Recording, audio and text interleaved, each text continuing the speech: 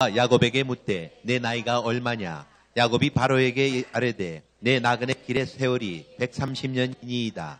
내 나이가 얼마 못 되니 우리 조상의 나그네 길의 연조에 미치지 못하나 험악한 세월을 보내었사나이다 하고. 아멘. 자, 오늘은 본문 말씀을 가지고 야곱의 일생을 전체적으로 좀 조명하면서 빠르게가 아니라 바르게다라는 제목으로 하나님 말씀을 증거하겠습니다. 오늘 우리가 읽은 본문 말씀은 이 야곱이 자신의 이제 거의 노년에 달아났을 때 바로왕이 이제 야곱에게 나이를 묻습니다. 그때 야곱이 자신의 지난 날을 회상하며 했던 고백입니다. 그때 야곱은 자신의 인생을 험악한 세월을 지낸 인생이다라고 말합니다. 분명히 장자의 축복도 받았고 거부가 되는 은혜도 있었습니다. 그런데 야곱은 자신의 인생을 험악한 세월이었다라고 표현을 하고 있습니다. 왜 야곱은 자신의 인생을 험악한 세월이라고 표현을 했는가? 무엇이 그의 인생을 험악한 세월이 되게 하였는가?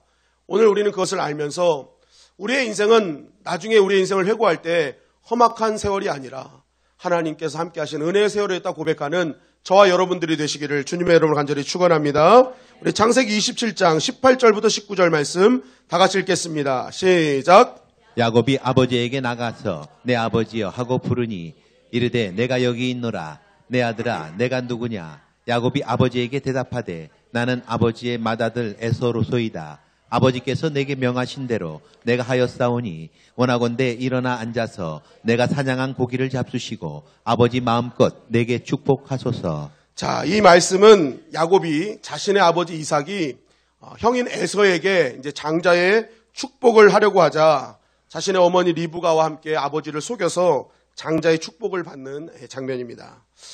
여러분, 이 말씀을 왜 읽어드렸느냐? 이 말씀이 굉장히 야곱의 인생 험악한 세월에 너무 중요한 말씀이기 때문에 그렇습니다. 이 말씀, 이 상황 때문에 결국 야곱이 험악한 세월에 포문을 여는 말씀이 바로 이 말씀입니다. 우리 창세기 25장 22절 23절 말씀입니다. 시작. 그 아들들이 그의 태 속에서 서로 싸우는지라 그가 이르되 이럴 경우에는 내가 어찌할꼬 하고 가서 여호와께 묻자온대 여호와께서 그에게 이르시되 두 국민이 내 태중에 있구나.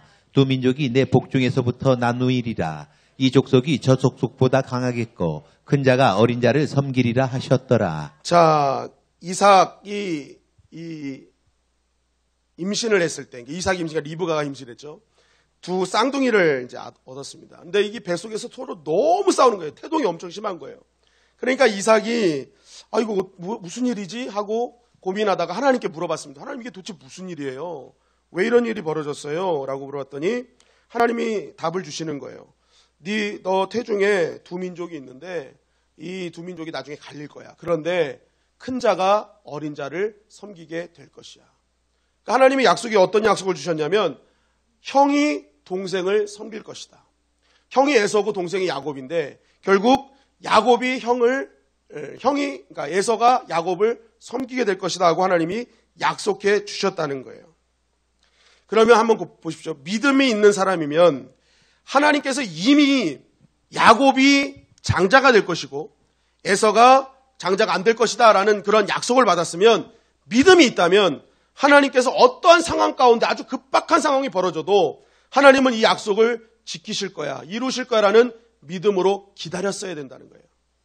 그런데 오늘 이 상황, 이것을 믿지 않고 어떡합니까? 상황이 막 에서에게 축복이 가는 그런 상황이 막 급박하게 일어나니까 어떻게 해요? 리브가와 야곱이 자신들의 머리를 사용해서 이 아버지를 속이는 일을 통해서 장자의 축복을 빼앗아 갔다는 것입니다. 어떻게 합니까? 막 에서는 야곱은 이렇게 좀 얌전하고 이렇게 좀 내성적이었던 것 같아요.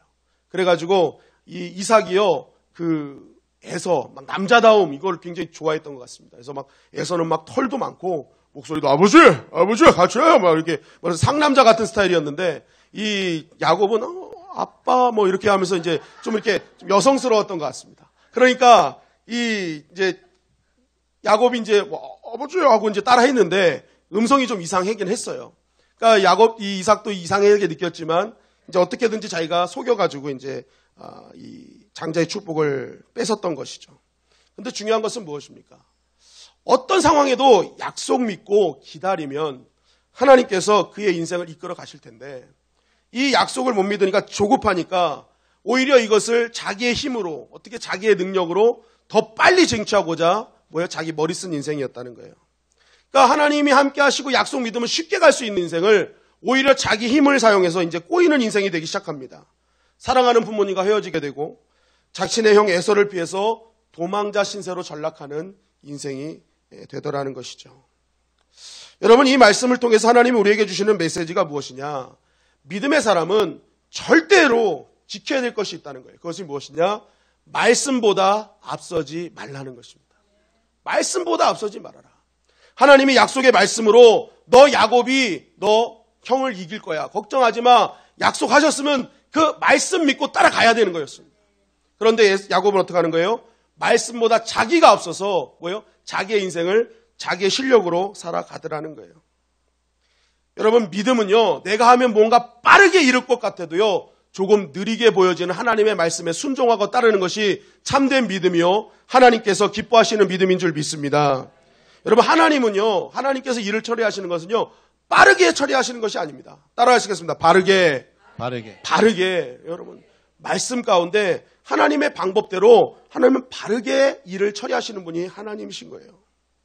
여러분, 그래서 신앙은요, 속도보다 방향이에요. 방향. 어떤 방향으로 나아갈 것인가. 여러분, 사울왕과 다윗왕의 차이가 어디서부터 되었습니까? 사울왕은요, 다 빠르게 해요.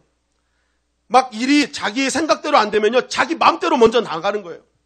그래서 막 블레셋과 전쟁하는데 이 사무엘이 늦게 오잖아요. 그러니까 예배를 드려야 되는데 이 예배 드릴 시간 촉박해지고 막 계속 이스라엘이 밀리니까 어떻게 해요? 자기가 그냥 예배를 인도해 버리잖아요.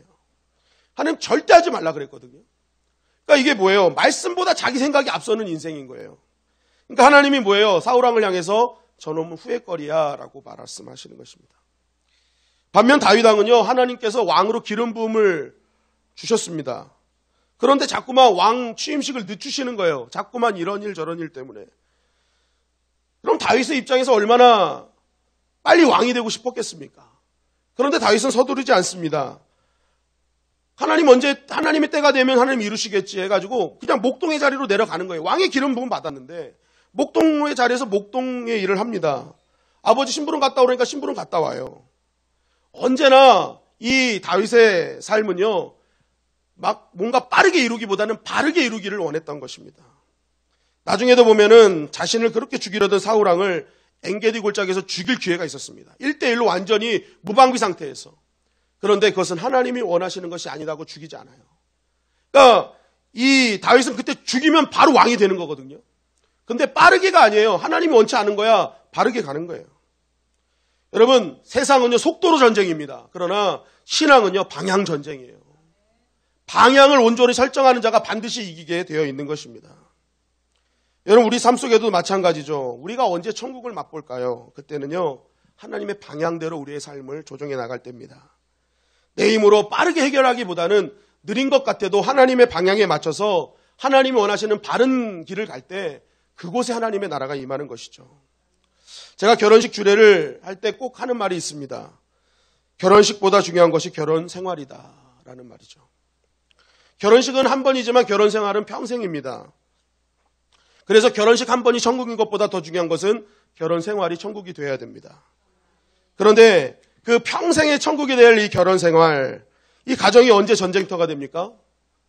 하나님이 짝지어주신 것을 사람이 나누지 못할 것이다. 하나님 짝지어주신 것을 믿고 하나님이 내 남편과 내 아내를 변화시켜 주실까요? 믿고 말씀을 따라가야 되는데 내가 앞서는 순간부터 가정은 전쟁터가 되는 거예요.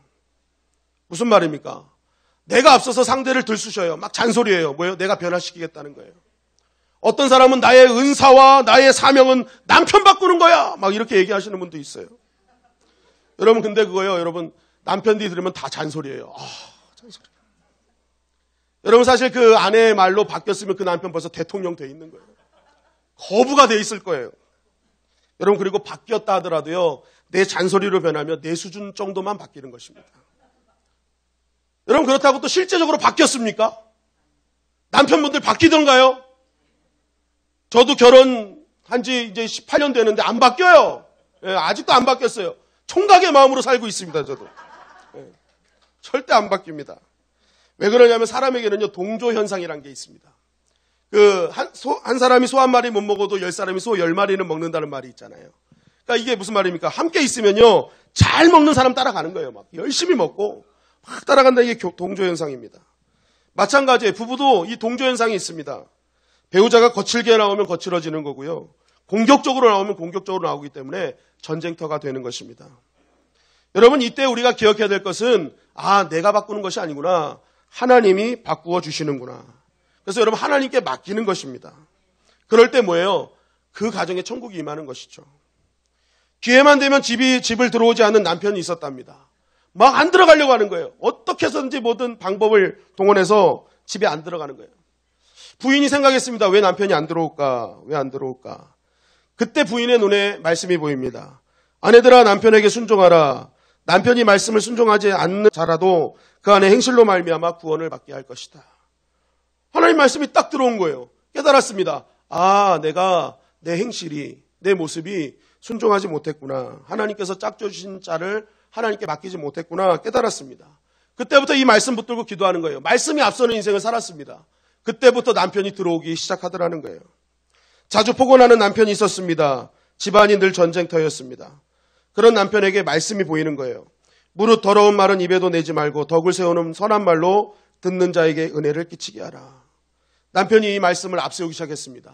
그래서 그동안에 폭언이 줄고 하나님의 축복의 말씀이 나가기 시작했습니다. 어느 순간 온 가족의 재앙이 되었던 이 말이 그 가족들에게 위로가 되기 시작했던 것입니다. 여러분, 말씀이 앞서면 천국이 이루어질 줄 믿습니다. 여러분, 그래서 마귀는 어떻게든지 기도가 앞서지 못하게 만드는 거예요. 어떻게든지 말씀과 예배를 앞서지 못하게 만드는 거예요. 왜요? 그래야 전쟁터가 되기 때문에 그렇습니다. 철저하게 너 힘으로 싸워라. 너 힘으로 쟁취해라. 그것이 마귀의 방법입니다. 그러나 하나님은 절대로 그렇지 않다. 말씀을 따라가라. 말씀보다 기도보다 절대 앞서지 말라고 말씀하시는 거예요. 여러분, 우리가 왜 어려움이 올 때 기도해야 한다 알면서도 왜 기도하지 못할까요? 왜 힘든 일이 문제가 있을 때 왜 이것을 말씀과 예배로 이겨야 된다면서 왜 이기지 못할까요? 마귀의 공격이 있는 거예요. 그것에 가면, 말씀이 앞서기 시작하면 이길 수 있으니까.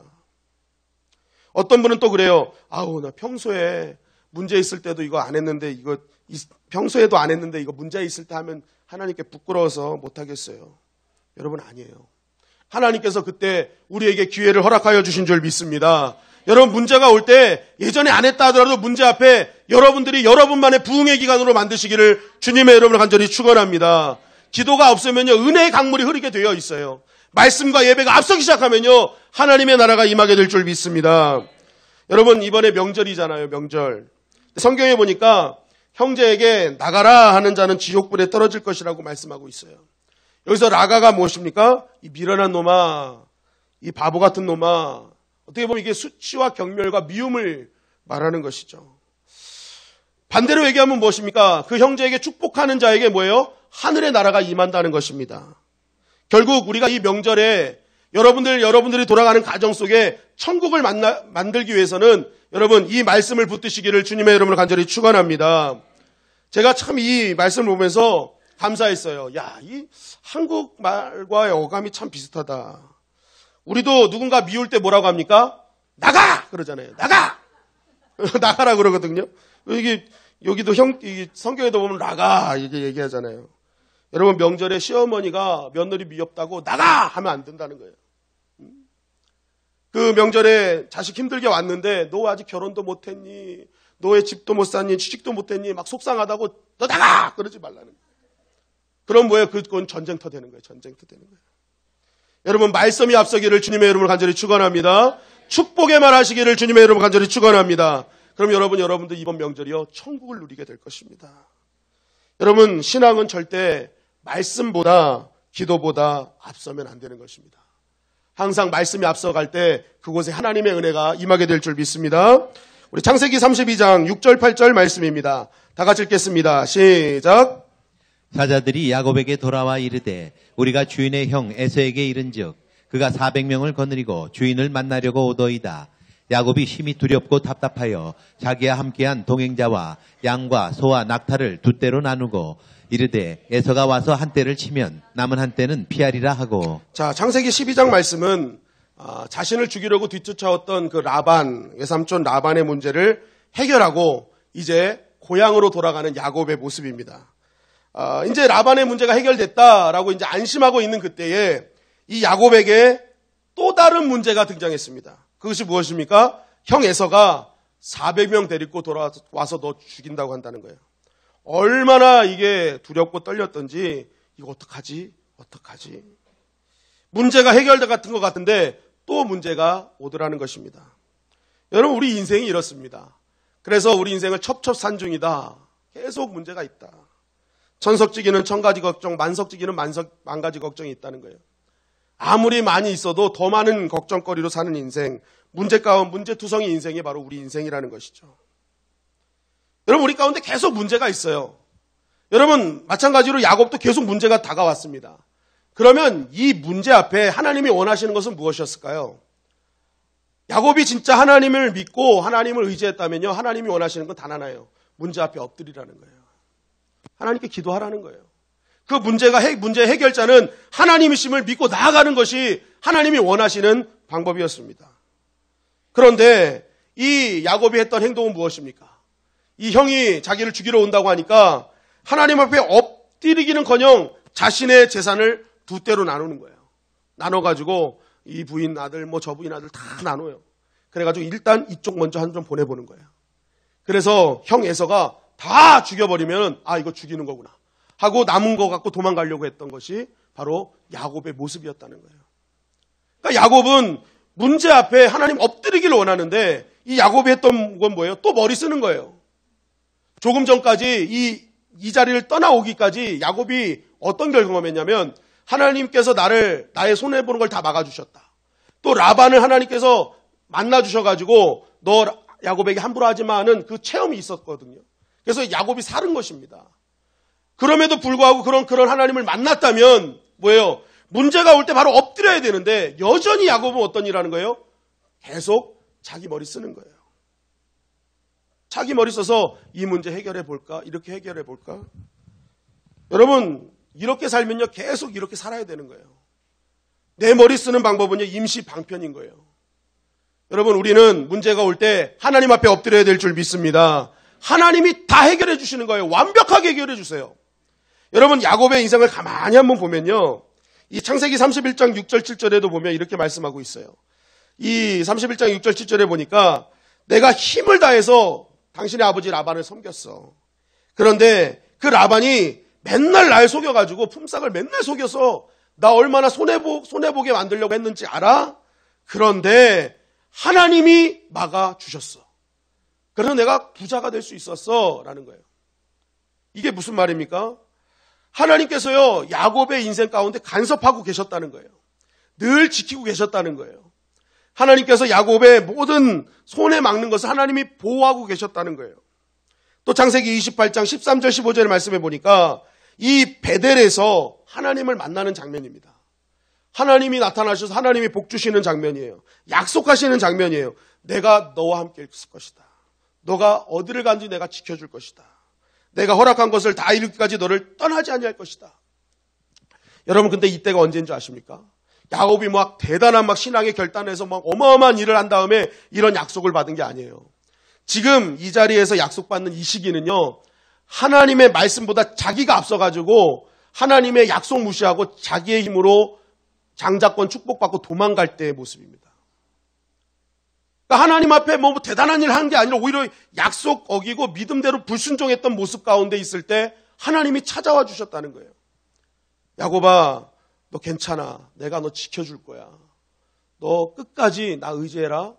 내가 너 어딜 가든지 너 지켜줄 거야. 너 반드시 이곳으로 돌아올 건데 내가 그때까지 널 떠나지 않을 거야. 그러니까 하나님의 약속이 계속 따라오는 거예요. 하나님 따라오시는 거예요. 계속 따라오시는 거예요. 야곱은 지금 불순종했는데 그런데 하나님은 끝까지 따라오시는 거예요. 그러면서 창세기 31장 11절 12절에도 보니까 이 양떼를 너 얻게 될 거야. 얼룩무늬 있는 것, 점 있는 것, 아롱진 것. 나중에 이것 때문에 야곱이 거부가 되거든요. 그래서 나뭇가지 이렇게 벗겨가지고 그거 보면은 아롱진 것 나와가지고 야곱이 엄청난 부자가 되잖아요. 근데 그때 이렇게 한 이유가 뭐냐? 하나님이 미리 꿈에 나타나서 알려주셨기 때문에 그래요. 그러니까 야곱이 거부가 된 것은요, 야곱의 능력이 아닙니다. 하나님이 이미 함께 하셔서 이 야곱을요, 부자 만들어 주신 거예요. 근데 가만히 보십시오. 야곱은요, 이거 부자 되려고 기도한 적이 한 번도 없어요. 어떻게든지 그냥 자기의 힘으로 한번 해보려고 했던 것이 야곱이에요. 그럼에도 불구하고 야곱에게 하나님은 나타나신 거예요. 그래서 뭐예요? 부자가 되는 길, 형통한 길을 하나님이 자꾸만 알려주시더라는 거예요. 믿음으로 살려고 하지 않는데도 하나님은 한번 약속하신 것을 지키시기 위해서 계속 야곱을 쫓아다니시더라는 거예요. 창세기 31장 23절 24절에도 보니까 외삼촌 라반이 형제들을 이끌고 야곱을 죽이러 쫓아옵니다. 그때 이 야곱은 알지 못했어요. 그런데 이 밤에 하나님께서 라반에게 나타나셔서 너 야곱 건들지 마라. 너 함부로 하지 마라. 이때 야곱은 전혀 몰랐어요. 하나님이 라반에게 나타나셔서 이런 말 한지 몰랐어요. 그러니까 야곱이 모르는 가운데서도 하나님의 야곱을 향한 사랑은 계속 진행되고 있었다는 거예요. 여러분 가만히 한번 보십시오. 하나님은요, 아무리 부족하고 아무리 연약하지만 불순종 가운데 있지만 하나님은 하나님의 백성 지키기 위해서 끝까지 하나님은 쫓아오시더라는 거예요. 여러분 그것이 하나님이 우리를 향한 하나님의 사랑이라는 것입니다. 여러분 마찬가지로 우리도 때로는요, 하나님을 떠나서요, 내 마음대로 살다가 물구덩이 불구덩이에 빠질 때가 있어요. 우리는 얘기해요. 하나님이 내가 믿음대로 살았으니까 때론 시험 주시려고 물구덩이 불구덩이. 여러분 하나님은요, 하나님의 백성을 그렇게 물구덩이 불구덩이 사망의 음침한 골짜기 보내시는 분이 아니에요. 하나님은 선한 목자이시기 때문에 푸른 초장 맑은 물가로 인도해 주실 줄 믿습니다. 중요한 건 뭐예요? 하나님은 그렇게 인도하길 원하는데 사람들이 자기의 욕심과 자기 생각이 앞서는 바람에 뭐예요? 항상 물구덩이 불구덩이 가는 거예요. 사망의 음침한 골짜기 가 있는 거예요. 그럼에도 불구하고 하나님의 뜻 가운데 하나님의 약속 지키지 않으려 갔는데도 불구하고 하나님은 선한 목자시기 때문에 주의 지팡이와 주의 막대기를 가지고 우리를 푸른 풀과 맑은 물가로 인도해 내신다는 것입니다. 여러분 이것이 하나님의 사랑이라는 거예요. 이것이 하나님의 사랑이에요. 여러분 그렇기 때문에 우리가 신앙생활하면서 꼭 기억해야 될 것이 무엇입니까? 때로는 내가 잘못해서 그 사망의 음침한 골짜기 갈 때가 있어요. 내가 잘못해서 물구덩이 불구덩이에 빠질 때도 있어요. 그때 여러분 부끄러워서 낙심돼서 하나님 없이 그렇게 살아가는 인생처럼 살지 마시고 그곳에서 하나님께 기도하시기를 주님의 이름으로 간절히 축원합니다. 내가 어디 있느냐가 중요한 것이 아니라 그곳에서 누구와 함께 있느냐가 중요한 것입니다. 여러분 문제가 올 때 하나님은요, 하나님과 독대하기를 원하시는 거예요. 창세기 32장 24절은 이렇게 증거합니다. 다 같이 읽겠습니다. 시작. 야곱은 홀로 남았더니 어떤 사람이 날이 새도록 야곱과 씨름하다가. 자, 하나님께서 야곱의 문제를 해결하시기 위해서 어떤 일을 벌이십니까? 야곱을 홀로 남겨두셨어요. 다 보내고 난 다음에 하나님께서 야곱을 홀로 남는 시간을 만들어 주셨어요. 그리고 나서 그곳에서 야곱과 씨름하시는 거예요. 이게 뭐예요? 야곱이 하나님께 간절히 매달렸다는 기도의 표현입니다. 이렇게 하나님과 끝장 보니까 어떤 일이 벌어집니까? 창세기 33장 3절 4절 말씀입니다. 시작. 자기는 그들 앞에서 나아가되 몸을 7번 땅에 굽히며 그의 형 에서에게 가까이 가니 에서가 달려와서 그를 맞이하여 안고 목을 어긋맞추어 그와 입맞추고 서로 우니라. 자, 하나님께서 그 야곱이 자기의 문제로 만약에 그 문제 해결하려고 했다면요, 이 문제 해결하지 못하는 거예요. 그런데 하나님과 씨름했더니 하나님이 이 야곱의 문제를 해결해 주신데 어떻게 해결해 주셨습니까? 이 야곱을 이제 씨름하고 난 뒤에 어딜 치세요? 환도뼈를 치시잖아요. 환도뼈를 딱 치니까 그때부터 야곱이 어떻게 했어요? 절기 시작했잖아요. 쩔뚝쩔뚝. 우리 수요일날 신수 목사님도 말씀해 주셨지만 여러분 생각해 보십시오. 내 거 다 뺏어간 놈이 뺀돌뺀돌해가지고 얼굴 광이 나고 명품 딱 시장하고 형님 하고 나타나면 여러분 미울 것 같아요? 미울 것 같아요? 이놈 죽일 놈이에요. 이거는 죽일 놈이란 말이에요. 그런데 지금 어떻게 나타나는 거예요? 밤새 막 씨름하니까 옷도 다 찢어지고 다리는 또 쫄뚝쫄뚝 형님 하고 나타나는데 이 에서의 마음속에 하나님이 어떤 긍휼의 마음을 주시는 거예요. 야, 저놈 돈 벌었다고 했는데 저 다리 다쳤네. 아유, 잘 살 줄 알았더니 저렇게 힘들어하고 있네. 이 에서의 마음을 하나님이 바꿔주시는 거예요. 그러니까 분기탱천에서 이 야곱 죽이러 왔던 에서가 어떡하는 거예요? 그 마음의 긍휼을 갖고 얼른 그에게 달려가서 뭐예요? 끌어안으면서 동생아 하면서 이 동생을 위로하고 입 맞추고 서로 우는 일이 벌어지게 되더라는 거예요. 정말 큰 문제였습니다. 이거 자칫하면 온 가족이 몰살당할 문제였어요. 그런데 그 문제 앞에 하나님께 독대했더니 하나님이 그 문제를 하나님의 방법으로 해결해 주시다라는 것입니다. 여러분, 신앙생활은 내 힘으로 하는 것이 아닙니다. 여러분, 내 힘으로 하면 잘 될 것 같으나 그러나 신앙생활은 절대 잘 되지 않습니다. 여러분, 믿음은 에무나라는 단어로 버틴다라는 뜻입니다.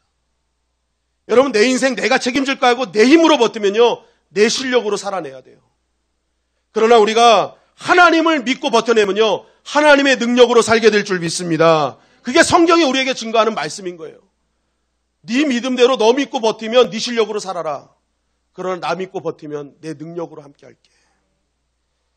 이는 능으로 힘으로 되지 아니하며 능력으로 되지 아니하고 오직 나의 영으로 되느니라. 하나님의 능력, 하나님의 영으로 감당할 수 있는 거예요. 아브라함 링컨은 평생 위기였습니다. 아브라함 링컨의 인생을 가만히 보면 다 실패고 막 반대자들이 있고 막 계속된 어려움이 있었죠. 그런 링컨의 모든 문제를 이길 힘이 어디 있었느냐? 이 링컨이 보던 성경책을 보면 가장 많은 손가락 자국이 있는 파인 곳이 있답니다. 그 말씀이 시편 34편 4절인데 이런 말씀입니다. 내가 여호와께 간구하매 내게 응답하시고 내 모든 두려움에서 나를 건지셨도다. 아브라함 링컨이 어떤 문제가 다가와도 이길 수 있었던 유일한 이유는 내가 하나님께 구하면 하나님이 모든 두려움에서 나를 건지실 거야 라는 믿음이 있었던 거예요. 얼마나 많은 자들이 추종했겠습니까? 얼마나 힘 있는 자들이 많이 있었겠습니까? 그럼에도 불구하고 아브라함 링컨은 자신의 힘을 사용하는 것이 아니라 항상 하나님께 엎드렸어요. 여러분, 우리의 인생 가운데 위기는 항상 있습니다. 문제는 항상 있어요. 여러분, 그때마다 믿음의 색성은 하나님께 엎드리는 것이 우리가 해야 될 일인 줄 믿습니다. 하나님은 절대로 믿는 자의 구함을 잊지 않으세요. 그리고 항상 어떤 상황에도 우리를 따라다니시고 우리를 쫓아다니시며 하나님의 은혜를 주실 하나님이시기 때문에 우리가 하나님과 독대하고 엎드리는 순간 하나님 우리를 험한 꼴 당하지 않게 만드시는 분이 우리의 하나님이시라는 것입니다. 여러분, 문제가 있습니까? 앞으로 다가올 문제 때문에 염려가 있습니까? 여러분, 하나님께 엎드리시기를 주님의 이름으로 간절히 축원합니다. 우리 창세기 33장 18절부터 20절까지의 말씀입니다. 시작. 야곱이 밧단 아람에서부터 평안히 가나안 땅 세겜 서금에 이르러 그 성읍 앞에 장막을 치고 그가 장막을 친 밭을 세겜의 아버지 하몰의 아들들의 손에서 벳그시타에 샀으며 거기에 제단을 쌓고 그 이름을 엘엘로헤 이스라엘이라 불렀더라. 자, 이제 야곱이요, 라반의 문제도 해결되고 이제 에서의 문제도 다 해결됐습니다. 이야, 이제 됐다. 아유, 10년 먹은 채증이 다 내려가네. 그러니까 어떻게 해요? 그동안 갖고 있었던 긴장이 풀리기 시작합니다. 그러니까 문제가 해결되니까 이제 어떻게 하지 하다가 한 일이 바로 오늘 이제 본문 말씀이에요. 이제 이거 다 이제 해결됐으니까 내가 해야 될 일이 뭐냐 했더니 세겜 성읍에 머무르면서 거기에 장막을 쳤대요. 집을 졌다는 거예요.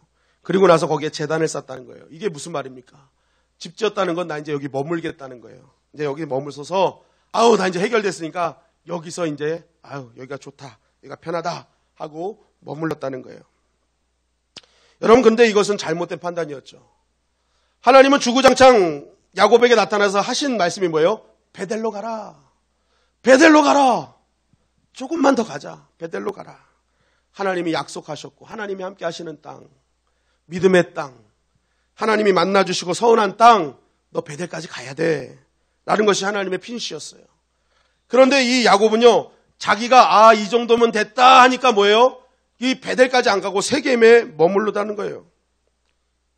어느 정도 자신이 생각할 때 해결된 것처럼 보이니까 이 정도면 됐지, 이 정도 믿음이면 됐지, 이 정도 헌신이면 됐지 하고 그냥 마음 딱 놓으니까 거기에 머물르다는 거예요. 중요한 것은 무엇입니까? 거기서부터 문제가 생기더라는 거예요.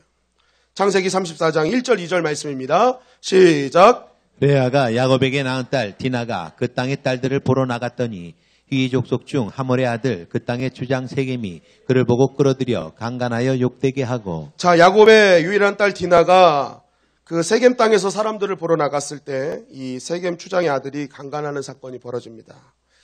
이 말씀을 왜 하느냐? 여기엔 큰 의미가 담겨져 있어요. 첫째는 이 야곱이 세겜 땅에 머무를 때가 디나가 어렸을 때 머무릅니다. 그런데 지금은 남자들이 디나를 보고 매력을 느낄 정도의 나이가 됐다는 거예요. 그러니까 야곱은 잠시 머무는 게 아니라 벌써 거의 10년 이상을 이 땅에 머무르고 있었다는 것을 성경은 내포하고 있습니다. 두 번째는 디나가 세겜 땅의 딸들을 보러 갔다라고 얘기하는데 여기서 이 보다라는 단어가요. 원래 깊은 뜻을 보면 그냥 보는 것으로 끝나지 않고 매우 세심하게 관찰하다, 배우다, 즐기다, 교제한다라는 뜻입니다. 그러니까 이 하나님의 자녀들을 대표하는 야곱의 가정에 그 딸이 이 세겜 땅에 그냥 보러 간 게 아니라 그들과 함께 즐기러 나갔다는 거예요. 그들과 함께 교제하러 나갔다는 말이 담겨져 있습니다. 그러니까 한마디로 즐길 의도로 나갔다는 것이 이 안에 내포되어 있어요. 세상 가운데 여기가 됐다 싶었어. 나 이 정도면 됐다 하고 멈췄더니 그게 멈춘 것이 아니라 오히려 세상에 전도되어서 세상을 즐기는 자로 나아가더라는 거예요. 왜 이런 일이 벌어집니까? 이 정도면 됐지. 하나님이 원하시는 장소가 있음에도, 하나님이 원하시는 그 장성한 분량이 있음에도 불구하고 거기까지 가지 않고 그냥 내 기준으로 내가 이 정도면, 내 인생 이 정도 풀렸으면 이 정도면 된 거 아니야 하고 자기가 생각하는 기준대로 멈췄더니 그 땅에 그냥 머물면서 세상 사람으로 동화되더라는 거예요. 여러분, 우리가 기억할 것은 믿음의 사람은요, 안심하면 세상이 가만두지 않는다는 거예요. 그래서 하나님의 백성들은 힘들어도 어려워도 하나님이 약속하신 자리까지 가야 되는 것입니다. 여러분, 사람은 시간과 공간에 영향을 받기 때문에 내가 어디에 멈춰 있느냐에 따라서 그 자리에 영향을 받게 되어 있습니다. 여러분, 중요한 것은 신앙은 내가 생각하는 수준에 머물러 있으면요, 그때는 멈췄다고 생각하지만 실은 퇴보되는 거예요. 세상이 계속 괴롭히거든요. 그리고 어느 순간 나는 세상에 동화되는 것입니다. 분명히 세겜은 은혜였어요. 은혜 때문에 멈췄던 곳이었어요. 그러나 거기서 뭔가 될 것 같았지만 결국 그곳에서 어려운 일을 더 당하더라는 거예요. 여러분, 이런 일을 겪은 야곱이 이렇게 결단을 합니다. 창세기 35장 3절 5절 말씀입니다. 시작. 우리가 일어나 베델로 올라가자. 내 환난 날에 내게 응답하시며 내가 가는 길에서 나와 함께 하신 하나님께 내가 거기서 제단을 쌓으려 하노라 하매 그들이 자기 손에 있는 모든 이방 신상들과 자기 귀에 있는 귀고리들을 야곱에게 주는지라. 야곱이 그것들을 세겜 근처 상수리 나무 아래에 묻고 그들이 떠났으나 하나님이 그 사면 고을들로 크게 두려워하게 하셨으므로 야곱의 아들들을 추격하는 자가 없었더라. 자, 야곱이 깨닫습니다. 하나님이 원하시는 분량까지 내가 가야 되는데 내가 멈춰서 이런 일을 당하는구나. 그래서 야곱이 결단합니다. 야, 우리 베델로 가자. 우리의 마지막 하나님이 원하시는 자리는 베델이야 하고 이제 온 가족을 베델로 끌어가려고 합니다. 그때 보니까 기가 막힌 일들이 벌어져요. 4절에 보니까 자기 손에 있는 모든 이방 신상들과 자기 귀에 있는 귀고리들을 야곱에게 주니라. 여러분, 이 야곱의 가정이 얼마나 세상에 물들었냐면 야곱의 모든 가족들이요 다 이방 신상을 갖고 있더라는 거예요. 하나님의 선택받은 민족인데, 가정인데 이 도태되어 세겜 땅에 머무르니까 그냥 머무른 줄 알았더니 어느새 완벽한 세상 사람이 돼서 이방신과 하나님을 겸하여 섬기고 있는 그러한 모습이 있더라는 거예요. 이 야곱이 얼마나 기가 착했습니까? 이것이 멈춘 자의 현실이라는 거예요. 그래서 야곱은 그들을 재촉해서 떠나기 시작합니다. 놀라운 것은 세겜에 머물렀을 때에 세상 사람들이 야곱의 가정을 괴롭혔는데 베델로 가기로 결단하고 나가니까 하나님께서 세상 사람들을 두렵게 하심으로 야곱의 아들들을 추격하는 자가 없게 만들어 주셨다는 거예요. 여러분, 우리가 왜 세상 가운데 과감하게 믿음의 발을 떼지 못하는 줄 아십니까? 내가 이거 괜히 세상 발 띄면 내가 여기서 나가면 나 왕따 당하는 거 아니야? 나 손해보는 거 아니야? 믿는다고 해서 날 바보처럼 취급하는 거 아니야? 매일매일 이런 세상의 공격 앞에 두려워하니까 우리가 그 자리에 머물러 있는 거예요. 그러나 하나님은 뭐예요? 발뛰라는 거예요. 믿음으로 뛰라는 거예요. 그럼 뭐예요? 세상이 너희를 괴롭히지 못하게 내가 지켜주겠다는 거예요. 오늘도 보십시오. 야곱 발뛰었어요. 두려웠을 겁니다. 10년 이상을 그 지체했던 곳에서 떠난다는 거 쉬운 거 아니잖아요. 그런데요, 야, 이대로 가다가는 우리 가족 다 망했구나. 우리 완전 죽겠구나.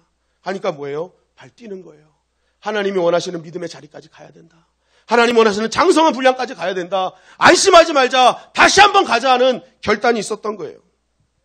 그러면서 창세기 35장 9절 10절은 또 이렇게 증거합니다. 시작. 야곱이 바단 아람에서 돌아오매 하나님이 다시 야곱에게 나타나사 그에게 복을 주시고 하나님이 그에게 이르시되 내 이름이 야곱이지만은 내 이름을 다시는 야곱이라 부르지 않겠고 이스라엘이 내 이름이 되리라 하시고 그가 그의 이름을 이스라엘이라 부르시고. 자, 야곱이 이제 바단 아람에서 하나님께 베델로 돌아왔어요. 그러니까 하나님이 바로 나타나셔서 어떻게 하는가? 복을 주세요. 내가 너 복 줄게. 근데 그 복이 어떤 것 복입니까? 이제 야곱이라 부르지 않고 이스라엘이 될 것이다. 하나님이 야곱에 새 창조를 주는 거예요. 너 이제 야곱 아니야, 이스라엘이야. 이 말이 무슨 말입니까? 야곱은 바단 아람에서 거부가 된 사람입니다.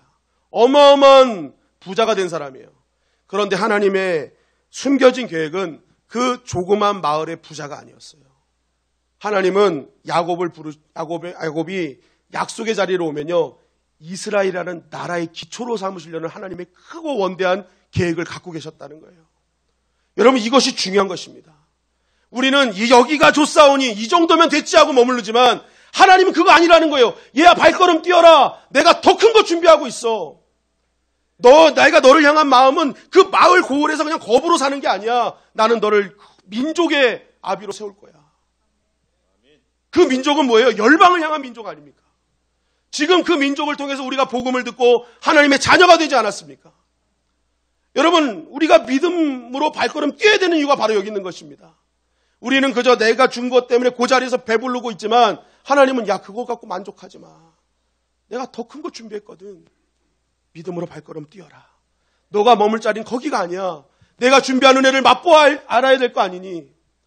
그거 조금 준 거는 더 큰 것 있다는 것, 내가 주는 그것이 얼마나 행복한지를 맛보게 하는 견본품일 뿐이야.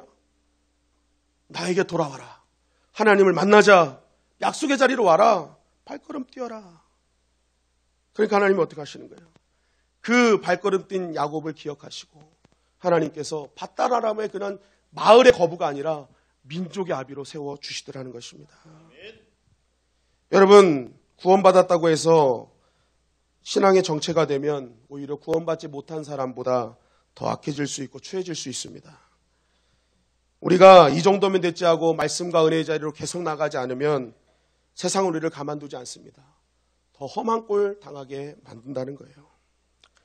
여러분, 우리가 더욱더 말씀과 기도의 자리로 나아가기를 주님의 이름으로 간절히 축원합니다. 이 정도면 됐지 하고 만족하지 마세요. 하나님께서 원하시는 장성한 분량이 있습니다. 거기까지 가야 되는 거예요. 그 피니시까지 가야 되는 거예요. 그 꼬린 지점에 통과해야 되는 것입니다. 여러분, 하나님의 나라가 임하기를 주님의 이름으로 간절히 축원합니다. 근데 이 하나님의 나라는 무엇인가요? 내 나라가 부서지는 거예요. 하나님의 나라가 임하는 건 내 나라를 부수겠습니다 하는 거예요. 하나님을 따르겠다. 하나님 주인 삼겠다. 내가 주인 되지 않겠다. 말씀이 나를 이끄는 삶을 살겠다는 결단이 있는 것입니다. 여러분, 자신의 나라를 끝장내는 이 시간이 되기를 주님의 이름으로 간절히 축원합니다. 말씀 따라가면, 내가 말씀보다 앞서지 아니하면 말씀이 나를 지배합니다.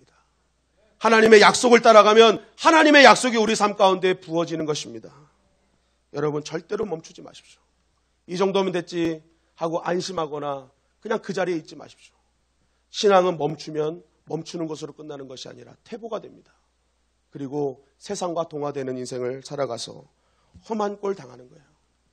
오늘 야곱이 끝까지 가야 되는데 멈추니까 험한 인생, 험한 세월이었어요 라고 말할 수밖에 없었던 것입니다. 여러분, 믿음은 빠르게 가는 것이 아닙니다. 바르게 가는 것입니다. 속도 전쟁이 아니라 방향 전쟁입니다. 여러분, 올 한 해 정말 여러분들의 모든 인생이 속도보다는 방향, 그 하나님 원하시는 방향을 바르게 감으로 올 한 해 마무리할 때에 하나님 나 험악한 세월이었어요 하고 한탄하는 것이 아니라 올 한 해는 정말 하나님의 은혜가 함께하는 세월이었군요 하고 하나님께 감사와 영광을 돌리는 저와 여러분들이 되시기를 주님의 이름으로 간절히 축원합니다.